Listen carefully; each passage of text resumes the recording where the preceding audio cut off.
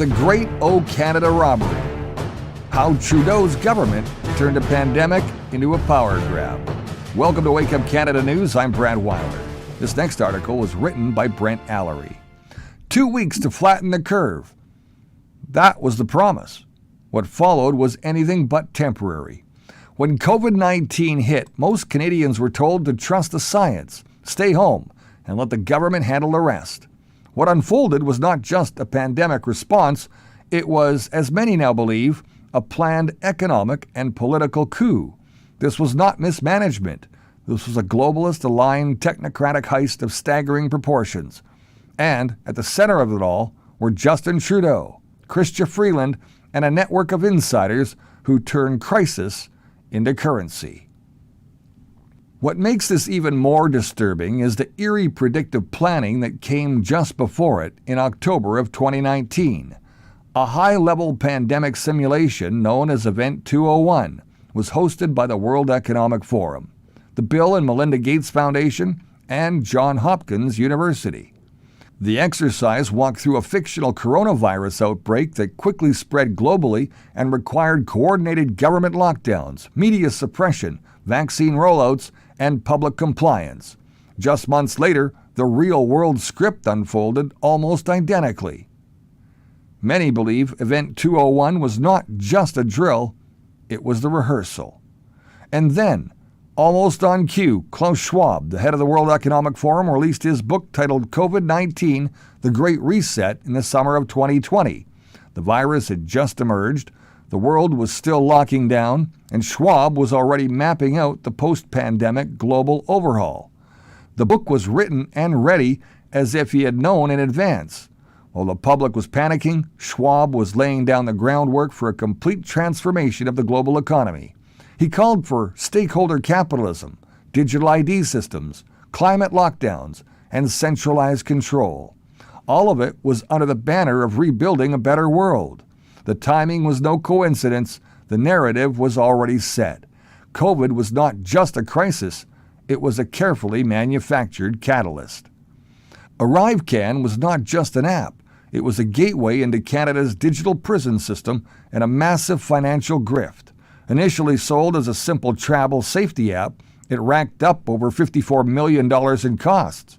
Contracts were handed to GC Strategies, a tiny company run from a suburban home with no developers. Yet, they were awarded multi-million-dollar contracts. That firm subcontracted the actual work to others. They acted as a middleman with insider connections. The contract was sole-sourced, which bypassed competitive bidding. Insiders and whistleblowers claim this was no accident.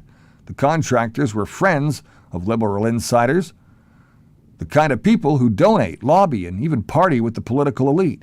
Many believe ArriveCan was a trial run for the full-blown digital ID and biometric tracking. It was aligned with the World Economic Forum goals, and it made a handful of connected people very rich.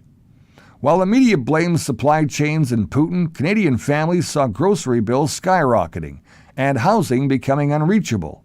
But this was not just bad luck. It was engineered theft through inflation. The Bank of Canada printed hundreds of billions of dollars, flooding the economy with fiat. The cash went to corporate bailouts, pharmaceutical companies, and tech contractors. Meanwhile, the purchasing power of the Canadian dollar plummeted. Economists call it monetary devaluation.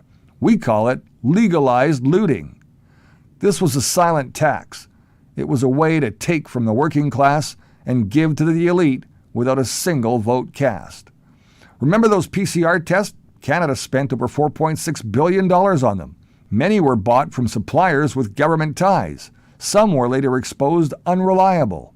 But the money was already gone. PPE contracts were doled out to textile companies with political connections. Some of those masks even contained toxic graphene. These were quietly recalled after the government approved distribution. Alternative media outlets trace many of these deals to donors, insiders, and long-time liberal family firms. Conspiracy researchers allege that Canadian institutions held an early intellectual property tied to mRNA technology and nanolipid particles. These were later sold or licensed to pharmaceutical giants. While Trudeau and Freeland never disclosed personal pharma stocks, many believe they held indirect exposure through the ETFs, blind trusts, or family-connected funds. Pfizer, Moderna, Johnson & Johnson, they made billions in profits, paid in part by Canadian taxpayers. ArriveCan funneled $54 million to no-staff shell companies. Inflation silently stole wealth through monetary devaluation. PCR testing cost $4.6 billion for inconsistent results. PPE contracts went to textile firms with liberal ties. mRNA contracts came with no liability for side effects. These enriched pharmaceutical giants and tech data brokers. ArriveCan was never about checking in at the airport. It was a test platform for digital IDs, biometric data harvesting, and behavioral compliance systems. Inflation was not a mistake. It was economic warfare against small businesses and the middle class. The selective lockdowns were not about silence. They were about killing competition and consolidating corporate power. The real conspiracy is that Canada was used as, well, that testing ground, as mentioned, for the Great Reset. The players involved were Trudeau, Freeland, Morneau, Guilbeault, Anand, and Hadjou. They were either complicit, willfully blind, or paid off to stay silent. This was the Great Robbery of Canada. It was a quiet and masked heist. It was executed through QR codes, bailouts, PCR tests, and inflation charts. The pandemic was a smokescreen. The control was the prize. And they thought no one would notice. Well, we noticed. Thanks for watching Wake Up Canada News. Please like, share, and follow us on any of your favorite socials, including YouTube, Facebook, Rumble, BitChute, X, and at our website, wakeupcanadanews.com. Till next time, remember you're the voice, and it's time to make it count.